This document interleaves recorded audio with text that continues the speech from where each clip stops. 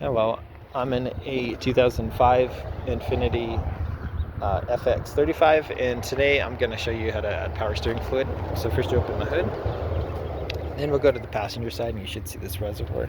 This is your power steering fluid. And on the side you should see some markings for your max fill if the vehicle's hot, or cold if it's cold, and then your minimums below. So you want it somewhere in those ranges.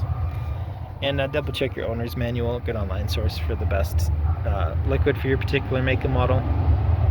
But that said, while the vehicle's off, I'd unscrew this to open it, and then either with the funnel or straight from your liquid jug, fill as needed till you run the max. Don't fill all the way to the top, there's supposed to be a little air gap. But screw this on nice and tight when you're done, and then I double check around the reservoir and all the lines to make sure there's no leaks or cracks. But I hope this is helpful, and I hope you have a wonderful rest of your day.